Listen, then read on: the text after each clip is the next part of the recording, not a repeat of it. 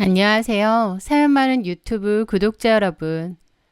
인생은 한 치 앞도 모르는 거라지만 저는 제가 이렇게 짧은 결혼 생활을 끝으로 이혼을 하고 돌싱맘이 될 줄은 몰랐습니다. 제게 일어난 어쩌면 막장 드라마보다 더한 이야기를 익명의 힘을 빌려 풀어보려고 합니다. 저는 현재 딸아이를 홀로 키우고 있는 30대 중반의 돌싱녀이고 한 홍보회사의 마케터로 일하고 있습니다. 저는 아는 지인을 통해서 전 남편을 소개받게 되었는데요. 법원에서 일하는 공무원이라고 하더라고요. 소개팅 자리에서 그 남자를 처음 만났는데 넥타이나 구두, 시계도 명품이고 많이 신경 쓰고 나왔더라고요. 차도 비싼 외제차를 타고 나왔고요. 상당히 멋을 많이 부리는 사람이구나 싶었습니다.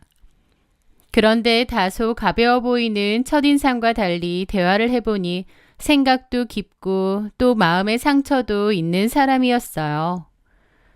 그 남자는 사실 전 여자친구랑 헤어진 지 반년밖에 안 됐다면서 그 여자랑 결혼까지 약속했는데 갑자기 이별 통보를 받았다고 하더라고요. 그래서 너무 힘들었는데 저를 만나니 그런 마음이 치유가 되는 것 같다고 했습니다. 사실 전 연인과 헤어진 지 얼마 안 된 사람을 만난다는 게 좀 부담스럽기도 했지만 워낙 대화도 잘 통하고 마음도 잘 맞아서 저는 그 사람에게 마음을 뺏기고 말았습니다. 그렇게 그 사람과 저는 몇 번의 데이트 이후 자연스럽게 연인 사이로 발전하게 되었죠. 사실 그 당시에는 연인이긴 해도 결혼까지 깊게 생각한 건 아니었어요. 그런데 데이트 도중 둘 다 술을 좀 과하게 마셨고 그 과정에서 저희 딸아이가 생기게 되었습니다. 임신 사실을 좀 늦게 알기도 했고 또 그 남자도 이렇게 된 거 결혼을 하자고 하더라고요. 그래서 예정에도 없는 결혼을 좀 급하게 준비하게 되었습니다. 좀 갑작스럽긴 해도 아이까지 가진 거 보면 운명인가 보다 싶어서 기꺼이 받아들였던 것 같아요. 그리고 결혼을 막상 준비하려고 하니 기대감과 설렘도 컸죠. 그런데 예비 시어머니를 처음 만난 날 저의 기대는 산산조각이 나버렸습니다. 저를 위아래로 훑어보는 그분의 시선이 어찌나 차갑고 날카롭던지요. 함께 한정식집에서 식사하는 자리였는데 남편이 잠시 화장실에 간 사이 그분은 제게 정말이지 듣고 있기 힘든 말들을 쏟아내기 시작했습니다. 우리 아들 공무원 시키려고 내가 갖은 노력 많이 했어요. 정한이 아빠는 10년 전에 죽었고 나는 따로 경제력이 없었거든. 네. 우리 집이 예전에 꽤 잘 살았어. 정한이 아빠가 사업을 크게 했거든. 나도 사모님 소리 듣고 살았는데 정한이 아빠가 그렇게 되고 나도 정한이 혼자 키워야 되니 집도 줄여가고 살림살이도 줄여가고 그러다가 지금 이렇게 된 거지. 어쨌든 우리 정한이는 엇나가지 않고 열심히 공부해서 저렇게 공무원도 됐고. 네, 어머님. 정말 대단하세요. 저는 그렇게 말씀드렸는데 어머님이 저를 보시는 표정이 엄청 싸늘하더라고요. 그래, 대단하지. 내가 우리 정한이 하나 보고 그 고생을 했으니 나는 우리 정한이 참 괜찮은 여자랑 짝지어주고 싶었거든. 마침 전에 정한이가 만난다는 여자가 참 조건이 좋더라고. 그러면서 전 여친 얘기를 하시는 겁니다. 민영이도 들었나 모르겠는데 예린이라고 우리 아들하고 1년 정도 사귄 여자친구가 있었는데 나도 얼굴만 잠깐 봤어. 참 예쁘고 똘똘해 보이는데 들어보니까 약대 출신이고 대기업 화장품 회사 연구원으로 일하고 있다대. 아버지도 교수라고 하고 애가 딱 봐도 기티가 흐르고 잘나 보이더라고. 어머님은 난데없이 남친의 전 여친 얘기를 하시는 겁니다. 듣는 저는 당연히 기분이 좋을 수가 없었죠. 무슨 표정을 지어야 할지 모르겠더라고요. 우리 정환이 짝으로 딱이다 싶었는데 헤어졌다지 뭐야.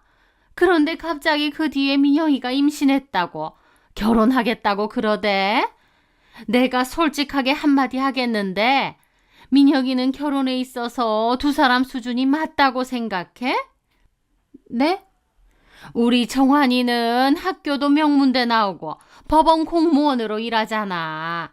근데 민영이는 내가 들어보니 2년제 졸업해서 이름도 없는 그런 회사 다니고 있고, 내가 비교를 안 할래도 예린이랑 너무 비교가 되니까 솔직히 내 입장에서 민영이가 그렇게 마음에 들지는 않네. 예비 시모는 좀 전에 남친이 있을 때와 다른 표정으로 저에게 저런 말씀을 하시더라고요. 저는 거기다 대고 뭐라고 해야 할지도 모르겠고 표정 관리도 안 됐죠. 이런 것도 그래. 덜컥에 붙어 가지면 그만인가? 정환이가 나오라고 해서 나오긴 했다만 솔직히 이 결혼이 맞나 싶고 기분이 막 좋지는 않네. 저는 어머님의 차갑고 무례한 말투와 눈빛에 너무 당황스럽고 심장이 뛰었습니다. 사실 그때 남친에게 제가 들었던 말을 다 하고 결혼을 엎었어야 했어요.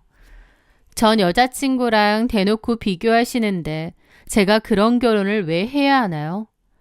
하지만 저는 그러지 못했습니다. 이미 제 뱃속에서 자라고 있는 아이에게 아빠 없이 자라게 할 수는 없다라는 생각이 있었거든요. 그래서 그 모욕을 바보같이 그냥 참고 넘겼습니다. 예비 시모의 그 혹독한 신고식 덕분에 저는 결혼과 관련된 모든 것을 조금이라도 모자람 없이 완벽하게 해내야 한다는 강박에 시달려야 했고요. 남친은 예비 시모의 말처럼 좋은 대학 나오고 공무원인 건 맞는데요. 그동안 공무원 시험 준비하느라 빚이 많았기에 따로 모아둔 돈이 거의 없다고 했습니다. 그래서 신혼집 마련부터 혼수까지 대부분 제 돈과 친정 부모님이 약간 보태주신 돈으로 해결해야 했어요. 하지만 제 노력에도 어머님은 시큰둥한 반응을 보였죠. 저는 전세기 내도 집까지 해가면서 그런 푸대접을 받았던 겁니다. 게다가 결혼 뒤에도 어머님의 교묘한 괴롭힘과 전 여친과의 비교질은 멈추지 않았습니다. 주말마다 저를 시댁으로 불러내 온갖 집안일을 시키는 것은 물론이고 제 직장 생활에 대해서도 뭐 얼마나 대단한 일 한다고 유난이야. 그냥 집에서 살림이나 잘하지. 뭐하러 밖으로 나도냐. 라며 사사건건 무시하고 트집을 잡았죠. 그냥 못 들은 척 참았지만 그런 말들은 다 제 가슴에 상처로 남았습니다. 그리고 저도 어느 순간부터 무조건 참고 당하는 것만이 능사가 아니라는 생각을 하고 있었죠. 저를 무시하고 비교하는 어머님과 처음으로 제대로 맞서 싸운 건 결혼하고 3년이 지난 어느 명절 전날의 일이었습니다. 어머님은 전날 와서 음식 준비를 하라고 했기에 저는 저희 딸을 친정에 맡기고 혼자 시댁에 갔습니다. 뜨거운 불 앞에 쪼그리고 앉아 혼자 산더미 같은 전을 부치고 있는데 시어머니는 거실 소파에 편하게 앉아 드라마를 보고 계셨죠. 그런 제게 갑자기 회사에서 전화가 걸려왔습니다. 제 일에 급한 문제가 좀 있었고 회사에서는 잠깐이라도 회사에 나와서 상황을 좀 해결해 달라고 했어요. 팀장님, 저 지금 시댁이라서요. 죄송하지만 제가 지금 당장 가기는 좀 어려울 것 같은데요. 정말 미안한데 지금 이 일은 민영 씨 아니면 해결할 사람이 없어요. 클라이언트 쪽에서 지금 난리가 났어요. 잠깐만이라도 좋으니까 제발 좀 와서 수습 좀 해줘요. 제가 꼭 가야 하는 중요한 일이라 어쩔 수 없었습니다. 결국 저는 시어머니께 죄송하다고 몇 번이나 양해를 구한 뒤 부랴부랴 회사를 다녀왔죠. 늦은 오전에 갔다가 그래도 오후 3시 이전에 시댁에 다시 돌아왔어요. 저 나름대로는 최대한 빨리 일을 처리하고 왔다고 생각하며 조심스럽게 어머님께 말을 걸었죠. 어머니, 저 왔어요. 갑자기 회사에 일이 생겨서 너무 죄송합니다. 남은 음식은 제가 얼른 할 테니까 어머님은 좀 쉬세요. 그렇지만 정작 부엌 상태를 보니 제가 없는 동안 어머님이 한 일은 아무것도 없었습니다. 제가 부치던 전은 놔두고 간 그대로였고 다른 음식 재료들도 손 하나 까딱 안 한 채 그대로 쌓여 있었거든요. 제가 일하고 있던 그 몇 시간 동안 어머님은 여전히 거실 소파에 누워 드라마를 보며 육아나 드시고 계셨던 겁니다. 그래도 어쩌겠어요. 이제라도 내가 해야겠다 싶었는데 바로 그때 어머님이 거실 소파에 앉아 한숨을 푹푹 쉬며 마치 혼잣말처럼 저 들으라는 듯이 이렇게 말하시더라고요. 아휴, 정말이지. 못 배워먹은 것들은 어딜 가도 티가 난다니까. 우리 정한이가 옛날에 사귄 예린이는 잠깐 봤어도 얼마나 싹싹하고 교무가 바르던지. 그런 애를 놔두고 어떻게 우리 집안에 저런 애가 며느리로 들어와서는 아이고 내 팔자야. 라는 겁니다. 어머님의 말에 저는 속으로 정말 해도 너무하시는구나 싶더라고요. 결혼 전에 인사드릴 때도 그러시더니 은근히 한 번씩 제 앞에서 남편의 전 여자친구 이야기를 하며 비교를 하시는 거였죠. 그때가 처음도 아니고 여러 번 있었던 일이었습니다. 전 며느리도 아니고 1년 사귀다 헤어진 전 여친인데 진짜 너무하시네 싶어서 저도 더 이상은 못 참겠더라고요. 그래서 결국 그동안 가슴속에 꾹꾹 눌러 담아두었던 모든 감정들이 폭발했고 어머님께 쏟아부어 버렸습니다. 어머니, 진짜 너무하신 거 아니에요? 이미 예전에 헤어진 그 여자 얘기를 제 앞에서 왜 자꾸 꺼내시는 거예요? 정한 씨 옛날 여자친구가 얼마나 잘난 사람이었는지 모르겠지만 어쨌든 결혼해서 어머님 며느리 노릇하고 있는 건 바로 저잖아요. 평소에는 제가 들어도 못 들은 척 하는데 그날은 저도 작정하고 따지니까 어머님은 얼굴까지 시뻘개져서 따지시더라고요. 뭐? 너 지금 어디다 대고 말대답이야? 이것 봐. 교양이 없고 배운 게 없으니 이런 무식하고 막대먹은 소리가 저절로 나오지. 네가 진짜 제대로 된 집안에서 가정교육이라도 똑바로 받았으면 어른한테 그런 소리 할 수 있겠니? 예린이 걔랑 비교를 안 할 수가 없다. 그리고 말 나왔으니 어디 말해보자. 여자가 작정하고 마음먹고 덤비면 안 넘어갈 여자가 이 세상에 어디 있니? 다 네가 작정하고 꼬리쳐서 그런 거 아니야. 애만 안 생겼어도 우리 정한이가 너 같은 거랑 결혼했을 것 같아? 너만 아니었으면 예린이랑 다시 잘해봤을 텐데. 그러는 어머님은 교양이 철철 넘치셔서 며느리한테 그런 식으로 모욕을 주세요? 이건 말대답이 아니라 이제까지 제가 차마 하지 못했던 말 하는 겁니다. 저를 며느리로 대하고 싶지 않으시면 그렇게 하세요. 저도 이제 더 이상 어머님을 어머님이라고 생각하지 않을 테니까요. 그리고 제가 애 생겨서 결혼한 거에 그렇게까지 큰 반감을 가지고 계신 거면 제 딸도 이제 앞으로 어머님께 보여드리지 않겠습니다. 저는 굽고 있던 전이며 만들어놨던 잡채며 동그랑땡이며 모든 음식을 그 자리에서 바닥에 내동댕이 쳐버리고 그대로 시댁을 박차고 나왔습니다. 저는 그대로 친정에 갔는데 시댁에서 명절 음식 준비한다고 아이까지 맡겨놓고 갔다가 갑자기 씩씩대며 돌아왔으니 저희 부모님도 너무 놀라셨죠. 저는 부모님께 간단하게 있었던 일을 말씀드렸습니다. 저희 부모님도 제 모습에 크게 뭐라 하지는 않으셨어요. 그도 그럴 것이 두 분은 제 성격을 누구보다 잘 아시잖아요. 제가 웬만해서는 좋은 게 좋은 거다 하면서 참고 넘어가지 이렇게까지 어른한테 분노하는 걸 보지 못하셨기 때문에 분명히 시어머니가 도가 지나쳤다고 생각하셨던 거죠. 그리고 그날 오후 남편에게서 전화가 걸려왔습니다. 남편도 꼴 보기 싫어서 받지 않으려다가 일단 전화를 받았죠. 너 지금 어디야?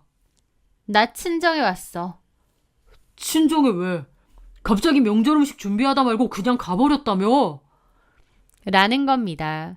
남편은 저랑 어머님 사이에 무슨 일이 있었는지 정확히 모르는 것 같았고 어머님도 자세히는 얘기를 안 하신 모양이더라고요.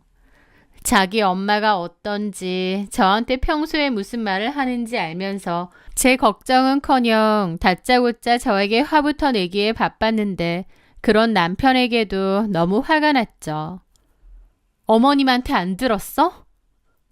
엄마가 뭐?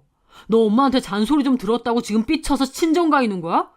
아, 그래서 지금 시위라도 하는 거냐고. 아, 네가 무슨 어린애야? 엄마가 그냥 툭툭 하시는 말씀이 하루 이틀도 아닌데 왜 오늘따라 이렇게 유난을 떨어? 뭐라고? 그냥 어머님이 잔소리 몇 마디 하신 건 줄 알아? 네 옛날 그 잘나신 약사 여자친구 이야기를 줄줄이 꺼내면서 나를 피임도 제대로 안 하고 남자 꼬셔서 애부터 덜컥 낳은 꽃뱀으로 만들던데 그게 그냥 단순한 잔소리야? 그 소리 여지껏 한두 번 하신 줄 알아? 내가 괜히 분란 만들고 싶지 않아 말 안 했는데 나도 더 이상은 못 참아. 그래, 어머님 말 맞다나 나 아이 가져서 생각지도 않은 결혼한 건 맞아.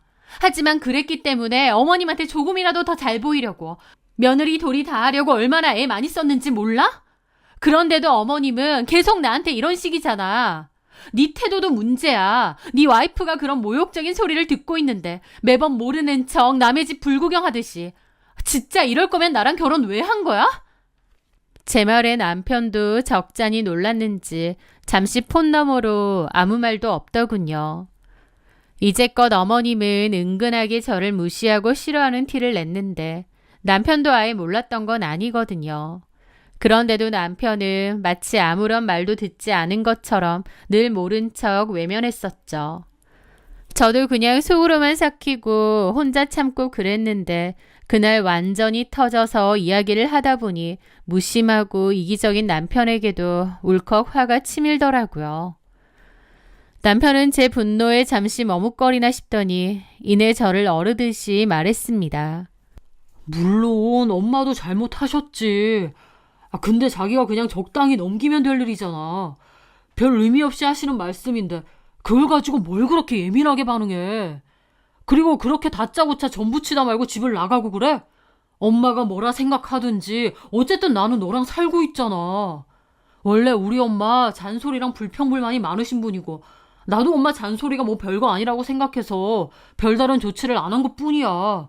엄마가 무슨 말을 한들 어쨌든 나는 너랑 결혼했고 우리는 법적으로 부부잖아. 안 그래? 너 같으면 그런 말을 한 귀로 듣고 한 귀로 흘러보낼 수 있어? 내가 보기에 어머님은 아예 이혼했으면 해서 나한테 그러시는 것 같은데? 나도 더 이상은 못 참아. 솔직히 어머님 툭하면 나더러 임신해서 결혼을 했네 어쩌네 하시는데 그런 말들 결국 우리 은서 욕보이는 거나 마찬가지라고 생각해. 나 앞으로는 2번 다시 시댁 관련된 그 어떤 행사에도 참여 안 할 거야. 시댁에서 부르면 너 혼자 다녀와. 나는 어머님이 나한테 진심으로 사과하시기 전에는 어머님도 볼 생각 없고 시댁에 발도 들여놓을 생각 없으니까. 그게 말이 되는 소리야? 아, 당신 왜 이렇게까지 하는 거야? 제발 화 좀 풀고 이성적으로 생각을 좀 해봐. 며느리가 시댁에 안 가면 그게 말이 되냐고.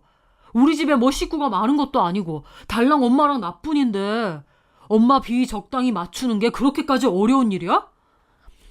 나한테만 자꾸 희생 강요하지 마. 잘못한 건 너네 엄마고 나 더 이상 그럴 생각 없어.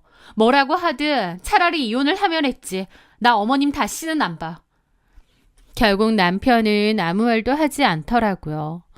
평소에는 물에 물 탄 듯 술에 술 탄 듯 조용하던 저였지만 저도 여태까지 참을 만큼 참았습니다. 남편도 제 모습에 꽤나 놀란 듯 했죠. 그리고 그 뒤로는 정말 시댁 행사에 저를 부르지 않았어요. 저도 갈 생각 없었고요. 그때부터 저는 시댁에 가지 않게 됐고 명절이나 제사 같은 행사가 있을 때면 남편만 혼자 가게 되었습니다. 어머님이 남편에게 제욕을 얼마나 하실지는 알고 있지만 제가 직접 듣는 것도 아닌데 상관 있나요? 어쨌든 스트레스 근원이었던 어머님 얼굴을 직접 보지 않으니 속은 정말 편하더라고요. 그렇게 시댁과 선을 그으면서 제 결혼 생활은 아슬아슬하지만 그럭저럭 잘 유지되고 있었습니다. 다른 사람과 이렇게 척을 지고 사는 게 마음 편한 일은 아니지만 어쨌든 이렇게라도 하니 그동안 제가 그 어머님 때문에 얼마나 극심한 스트레스를 받았는지 새삼 깨닫게 되더라고요. 그런데 이 홀가분함이 오래 갈 거라고 생각한 것도 잠시, 정작 제 결혼 생활을 송두리째 무너뜨린 건 어머님이 아니라 바로 제 남편이었습니다. 하루는 남편이 핸드폰을 쓰다가 소파에서 잠이 든 거예요. 저는 핸드폰을 치워주려는데 화면이 켜졌습니다. 그런데 화면에는 어떤 여자 사진이 뜨는 거예요. 어떤 여자의 SNS였습니다. 모르는 여자의 SNS를 보고 있었다니 기분이 이상하더라고요. 그리고 그 여자 아이디에 있는 이름이 묘하게 낯이 익는 겁니다. 저는 일단은 그 아이디를 따로 적어 놓았었죠. 그리고 얼마 지나지 않았을 때였습니다. 회사 일을 마치고 돌아온 남편은 오늘 너무 피곤하다며 욕실로 목욕을 하러 갔어요. 저는 아이와 틈틈이 놀아주면서 집안일을 하고 있었죠. 그런데 남편이 벗어놓고 간 겉옷을 정리하다가 검은색의 작은 상자 파우치가 옷에서 툭 하고 떨어지는 겁니다. 이게 뭐지? 하면서 무심코 주워들고 살짝 열어보았더니 거기에는 왜 목걸이가 하나 들어있더라고요. 이게 뭐지? 싶어서 멍하니 보는데 마침 남편이 목욕을 마치고 욕실에서 나왔습니다. 이거 뭐야? 그런데 남편은 제 손에 들린 목걸이를 보더니 갑자기 얼굴이 하얗게 질리더라고요. 순간이었지만 저는 분명히 보았죠. 남편이 당황하는 얼굴을요. 그래서 그 순간 뭐지 싶었는데 남편이 표정을 바꾸고 바로 그러더라고요. 아, 이걸 먼저 보면 어떡해. 이거 너한테 주려고 산 깜짝 선물인데. 나한테 줄 선물? 그래. 우리 엄마 때문에 자기가 많이 속상했던 것도 있고 또 내가 그 사이에서 내 역할 제대로 못했으니까 미안한 것도 있고 해서 그래서 산 거야. 당신 놀라게 해주려고 한 건데 그걸 발견했어? 남편이 제 거라고 하니 놀랍더라고요. 저는 좀 얼떨떨한 기분으로 말했죠. 이거 정말 내 거라고? 고마워. 생각지도 못했어. 특별한 기념일도 아닌데 갑자기 이런 걸. 꼭 기념일이어야 선물을 주는 것도 아니잖아. 이리 와봐. 내가 해줄게. 그러면서 제 목에 그 목걸이를 채워주더라고요. 저는 제 선물을 준비했다는 게 고마우면서도 한편으론 좀 미심쩍은 겁니다. 근데 케이스도 없고 뭐 보증서 같은 것도 없어? 딱 봐도 꽤 비싸 보이는데. 케이스랑 보증서 당연히 있지.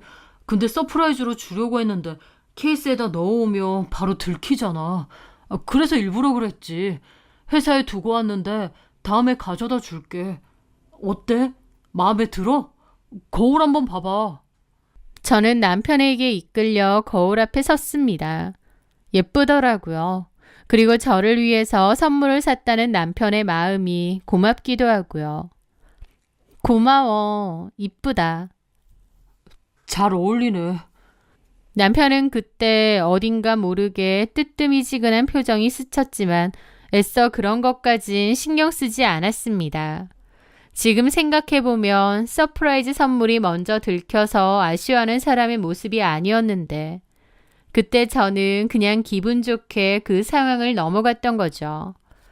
어쨌든 남편에게 모처럼 받은 선물이다 보니 즐거운 마음으로 목걸이를 잘 하고 다녔습니다. 그리고 또 한편으론 남편도 이렇게 노력하니까 나도 좀 더 노력해야겠다 싶었고 마음이 좀 달라지더라고요. 어머님 일 때문에 남편과 제 사이가 좀 소원해지기도 했는데 그 일 이후에 저도 좀 노력을 하기로 했습니다. 그런 날들이 좀 지났던 어느 날이었어요. 머리를 묶으려고 정리를 하다가 실수로 목걸이를 같이 당겨버렸고 뚝 하는 소리와 함께 통증이 확 느껴지더라고요. 깜짝 놀라보니까 제가 너무 세게 당겨서 목걸이가 끊어진 거였습니다. 수리가 필요했기에 보증서를 챙겨 들고 주얼리샵까지 가게 되었습니다. 남편에게는 그 뒤에 보증서를 받았었거든요. 그런데 그 목걸이 브랜드 매장에 가고 있는데 공교롭게도 전화가 걸려왔어요. 다름 아닌 시어머니한테서요.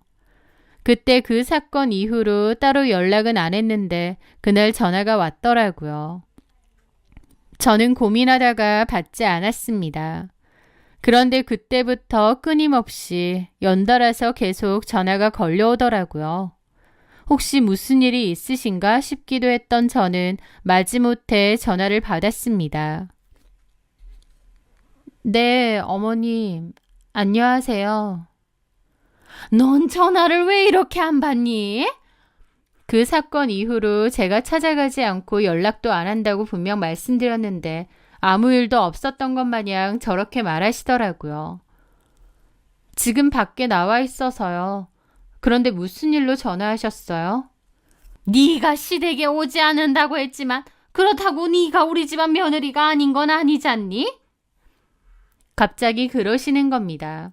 정말 이상한 말이었죠. 언제는 저랑 그 전 여친이랑 비교하면서 며느리 취급도 제대로 안 하시더니 오늘따라 유난히 저에게 며느리로서의 의무와 책임을 강조하시다뇨. 그 모습에 뭔가 이상함을 느낀 저는 시어머니께 본론부터 물었습니다. 그래서 무슨 일로 저한테 연락하신 건데요? 제 말에 어머님이 그러시더군요. 며느리한테 전화도 못하니? 며느리라고 하나 있는데 참 내 꼴도 서글프게 됐다. 각설하고 내가 얼마 전에 병원에 가서 정기검진을 받고 왔는데 간이 좀 안 좋다고 하더구나. 당장 큰 병은 아닌데 무리하면 안 된다고 신신당부를 하더라. 그래서 말인데 네가 그때 나한테 버릇없이 굴고 아나무인으로 굴었던 그때 일 내가 다 눈 감고 용서해 줄 테니 이제부터라도 집에 와서 집안일 좀 제대로 도와라.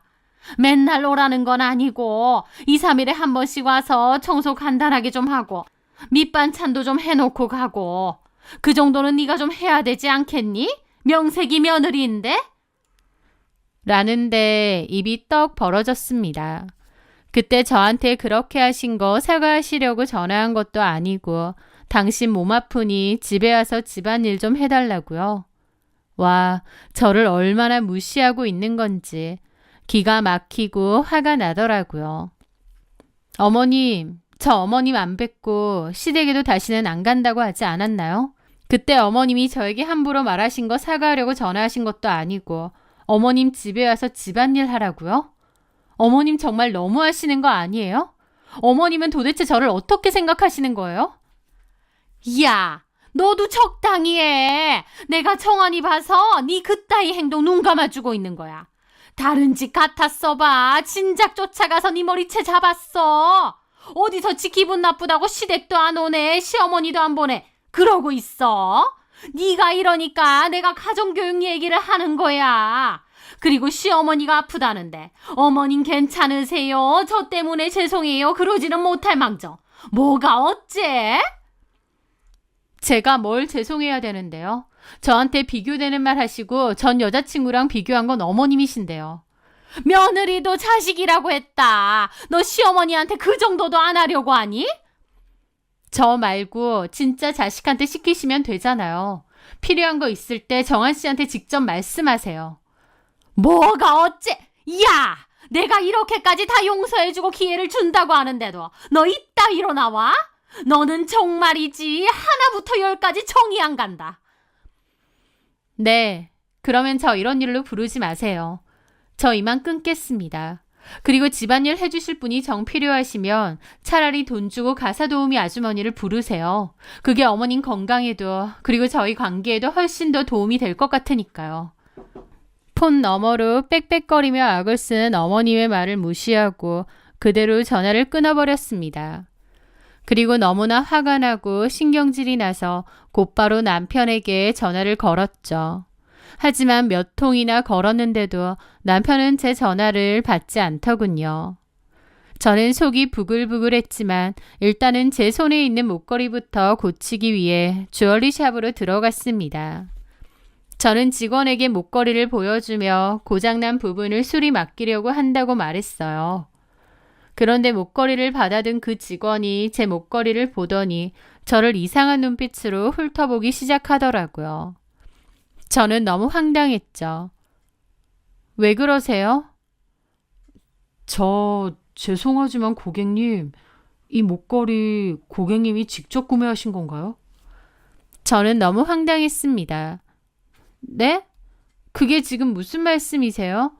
이거 제 남편이 선물한 목걸이인데요. 여기 거 아닌가요? 보증서에 이렇게 되어 있잖아요. 남편분이 선물해 주신 거라고요? 라면서 갸웃거리는데 그 상황이 너무 어처구니가 없고 황당하더라고요. 저는 불쾌한 기분으로 따졌죠. 왜 그러시는데요? 뭐 문제 있나요?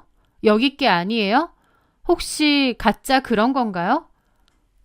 아니요, 그게 아니라 그러더니 직원이 그러더라고요.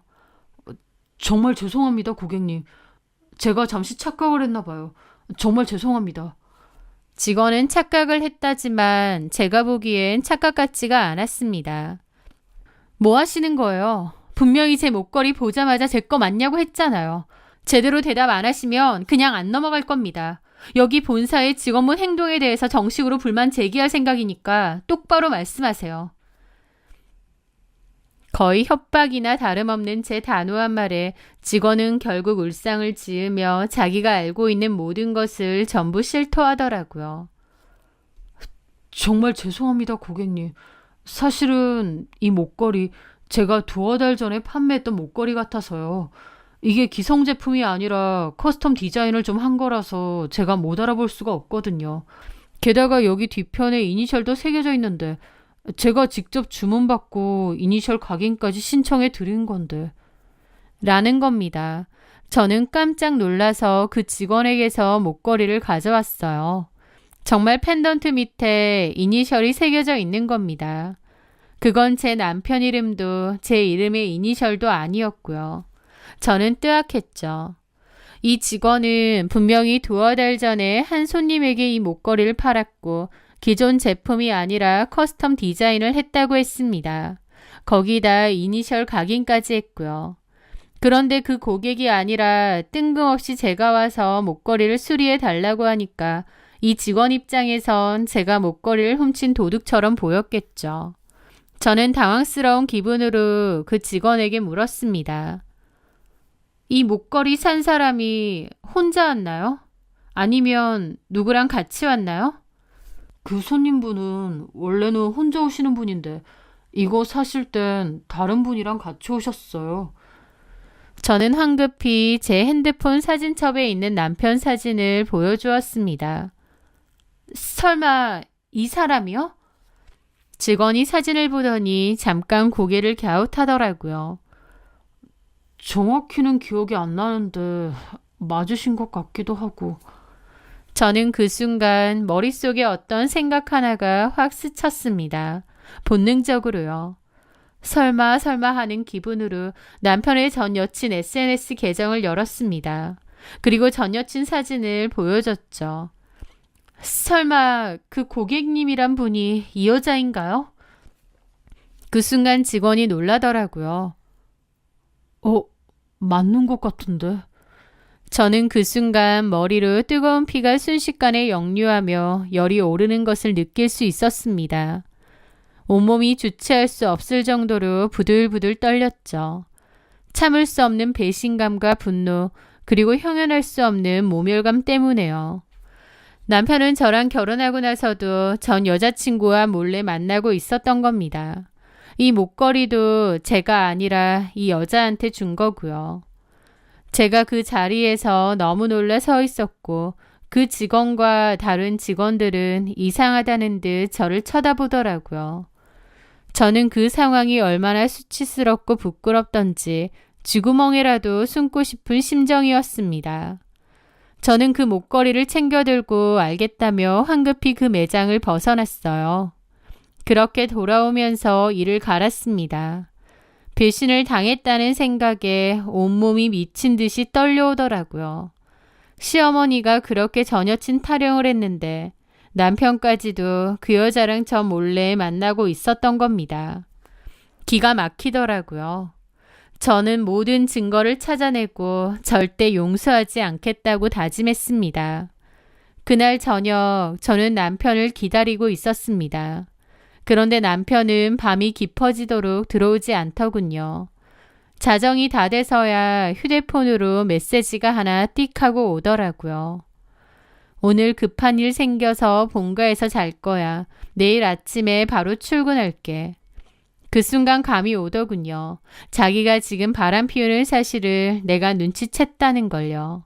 아마 그 주얼리샵 직원을 통해 전해 들은 게 아닌가 싶기도 했습니다.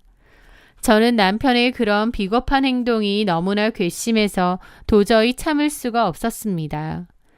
제 앞에서 무릎 꿇고 손이 발이 되도록 싹싹 빌어도 용서해 줄까 말까인데 회피해버리는 그 행동에 피가 거꾸로 솟는 것 같더라고요. 저는 잠 한숨 못 자고 다음날 아침 해가 뜨자마자 곧바로 시댁으로 찾아갔습니다.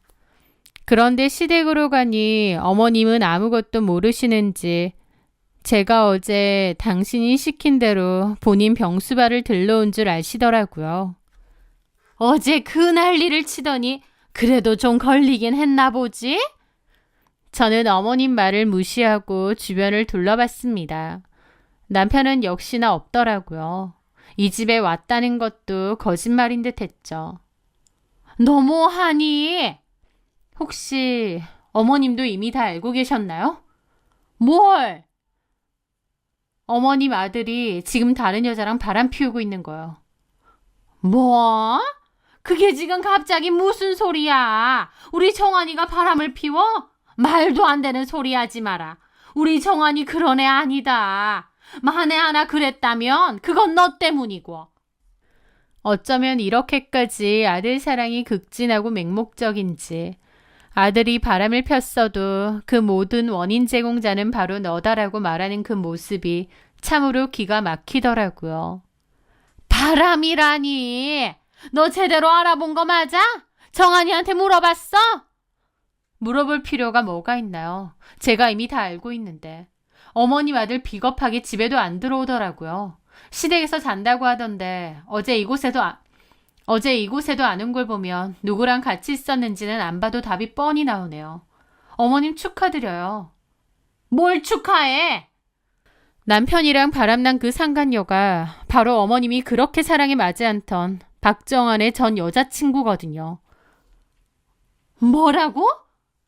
좋으시겠네요. 저는 이제 이혼할 거니까 그 상간녀 며느리로 맞이하시고 앞으로 부탁할 거 있음 그 상간녀한테 말하시면 되겠네요. 얼마나 좋으시겠어요. 그렇게 그 상간녀를 그리워했는데. 참고로 저 그 둘이 불륜이라는 증거 차고 넘치거든요. 그걸로 상간소송할 겁니다. 법원 공무원이 상간소송이라 볼만 하겠네요. 저는 어머님께 그렇게 빈정거렸습니다. 사실은 저에게 증거는 없었어요. 어제 사실을 알았는데 무슨 증거가 있었겠나요? 하지만 저는 너무 악에 받쳐 저렇게 말하고 집으로 돌아왔습니다. 그리고 그날 저녁 남편이 집으로 들어오더라고요. 남편은 아마 어머님하고도 통화했을 거고 제가 증거도 다 들고 있다고 생각하는 것 같았습니다. 일단은 외도 사실에 대해서 발뺌하면서 저를 살짝 떠보려는 것 같았죠. 뭔가 오해가 있나 본데 나 그 여자랑 그런 사이 아니야. 어머님한테 제대로 안 들었나 보네. 나 증거 다 있어. 우기지 마. 무슨 증거? 그럼 내가 증거도 없이 이러겠니? 너 법원에서 일하니까 이런 거 잘 알 거 아니야. 제가 당당하게 나오자 사람은 표정이 바뀌더니 되려 따지더라고요. 혹시 사람이라도 써서 증거 모았어? 어떻게 증거를 찾았는지까지 알 필요 없고 차라리 나한테 헤어지자고 하고 그 여자랑 당당히 시작하던지. 뒤에서 바람을 펴. 어쩜 이렇게 비겁하니? 제 말에 남편도 폭주하더라고요. 그래, 그럴 걸 그랬다. 너랑 결혼한 건 내 실수였어. 내가 진짜 사랑하는 건 예린인데 내가 뭔 생각으로 너랑 결혼했는지 모르겠다. 너는 정말 걔 발끝도 못 따라와. 소송! 그래 해봐. 걔네 집 얼마나 잘 사는데. 당신하고 헤어진 한들 나 그 여자랑 다시 시작하면 그만이야. 오히려 고맙지. 진짜 최악의 인간이네. 그래서 나랑 결혼 생활하는 동안 그렇게 바람 폈냐? 심지어 그 여자가 쓰던 목걸이까지 나한테 주니? 너야말로 무섭다. 다 알고 있었으면서 여태까지 모른 척했어? 소름 끼친다 진짜. 너만 하겠니?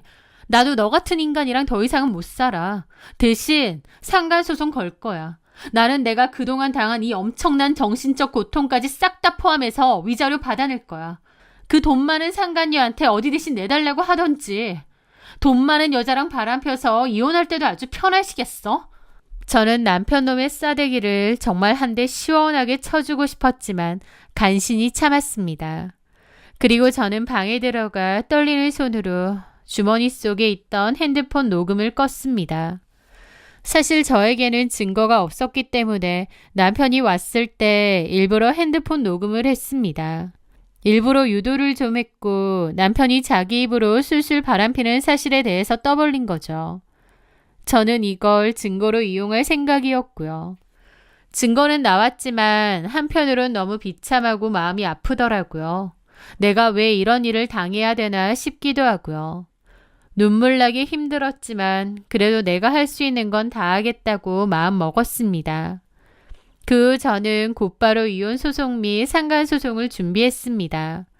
그런데 소송 준비를 하며 그 여자에게도 상간 소송을 걸려고 이것저것 따로 알아보게 되면서 경악할 만한 사실을 알게 되었습니다. 그 사실을 알게 되었을 때 박장대소를 하며 웃었던 것 같아요. 아, 이것들 진짜 똑같은 것들이구나 하면서요. 그 후 상간소송 소장을 보내고 그 상간녀에게 전화를 했었습니다.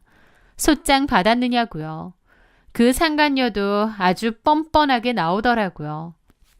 어차피 헤어질 건데 꼭 이렇게까지 해야 되나요? 피차 피곤하게? 그래서 제가 여유롭게 그랬습니다. 피곤한 거 싫으면 합의를 하던가요. 합의요? 그래요. 합의금 충분히 주면 내가 소송 취하해 줄 수도 있어요. 그쪽도 상간으로 판결문 받는 것보다 이게 낫지 않아요? 그 상간녀는 잠시 고민하더라고요. 좋아요. 생각해보죠. 합의금은 내가 제시한 위자료보다 더 줘야 될 거예요. 뭐 그만한 돈은 있죠. 어차피 오빠가 줄 건데 누가 주든 무슨 상관이에요? 라는 겁니다. 그래서 제가 그랬죠. 내 남편이 준다고요? 내 남편이 내준대요? 오빠한테 이 정도 돈은 껌이죠. 그쪽은 어쨌든 합의금만 받으면 되는 거 아닌가요? 그 말에 저는 어이가 없어서 웃었죠. 그 둘은 서로의 진짜 경제적인 상황을 완전히 모르고 있더라고요. 확 다 얘기할까 하다가 참았습니다. 그래요. 누가 주든 말든 상관없으니까 알아서 잘 얘기해보든가. 그렇게 저는 전화를 끊었습니다. 그 뒤로 남편에게서 전화가 왔고 저는 제가 제시했던 위자료보다 더 큰 금액으로 합의금을 제시했어요. 남편은 그 상간녀의 환심을 사기 위해 합의금은 자기가 내기로 한 것 같더라고요. 저는 합의금 넉넉히 받고 협의이혼으로 그 결혼 생활을 쪽냈습니다. 사실 합의금 유도도 일부러 한 거였어요. 제 입장에서도 증거가 있긴 하지만 좀 명확하지 않았기에 승소 여부를 판단하기가 애매했거든요. 그래서 차라리 합의금이라도 넉넉히 받는 게 나았던 거죠. 어차피 그 둘의 비밀은 제가 다 알고 있고 그 둘이 나중에 어떻게 될지는 불보듯 뻔했으니까요. 그렇게 저는 남편과 헤어졌습니다. 그리고 그들을 한동안 지켜봤는데 한두 달 동안은 카톡 프로필 사진에 꿀 떨어지는 달달함 가득한 커플 사진을 막 올리더라고요. 저는 비웃으며 그것들을 지켜봤죠. 그리고 언젠가부터 사진도 삭제되고 안 올리는 겁니다. 아, 이제 저 두 인간들이 서로에 대해서 알게 된 건가 싶기도 했죠. 그리고 나중에 지인을 통해 그 후일담에 대해서도 듣게 되었습니다. 저랑 이혼 후 그 둘이 본격적으로 재혼 준비를 하다가 서로에 대해서 다 알게 되었다는 것을요. 그 상간녀는 제 남편이 돈이 꽤 많은 줄 알더라고요. 남편이 겉으로는 있는 척하고 다니고 차도 비싼 외제차 끌고 다니고 돈도 잘 쓰고 다니니까요. 사실 그 차도 지 차가 아니고 유학 간 사촌형 차인데 말이죠. 시댁에 돈도 없고 있는 거라곤 그 낡고 오래된 전 시모의 집 하나밖에 없고 그 시모는 얼마나 아들 거리나요. 쥐뿔도 없는 집에 있는 거라곤 아들 부심밖에 없는 거죠. 그런데요. 속인 사람은 전 남편만이 아니었습니다. 저는 상간소송을 준비하면서 그 상간녀에 대해서도 알게 되었는데 그 상간녀는 더 본격적으로 남편을 속였거든요. 그 상간녀는 약사 출신의 화장품 회사 연구원이 아니었습니다. 약대 출신은커녕 2년제 듣도 보도 못한 대학을 나왔고 화장품 회사 정직원도 아니고 파견회사에서 나온 파견직이더라고요. 주로 커피 타고 복사하고 잔심부름하는 게 주요 업무라고 하더군요. 집이 잘 산다느니 어쩌느니 했지만 그런 것도 다 거짓말이었고요. 과거에 제 전남편하고도 사귀다가 헤어졌던 이유도 더 돈 많고 괜찮은 남자 물어서 갈아타려고 했던 것 같은데 그 남자가 상간녀의 진짜 모습에 대해서 다 알게 되고 깨졌던 것 같습니다. 그러면서 상간녀는 다시 제 전남편에게 연락을 했고 그 둘은 여지껏 만나왔던 거죠.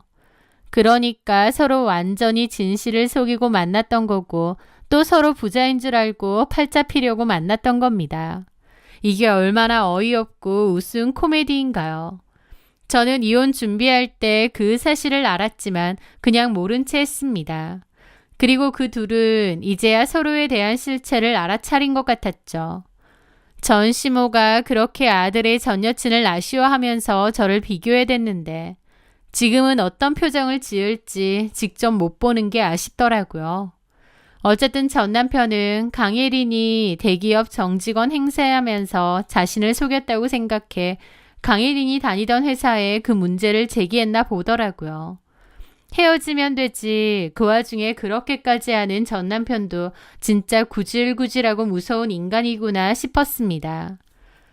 그 일로 강혜리는 화장품 본사에서 사칭 문제로 경찰 조사받고 파견회사에서도 잘린 것 같은데 그런 일을 당한 강혜린도 가만히 참지는 않았던 것 같습니다.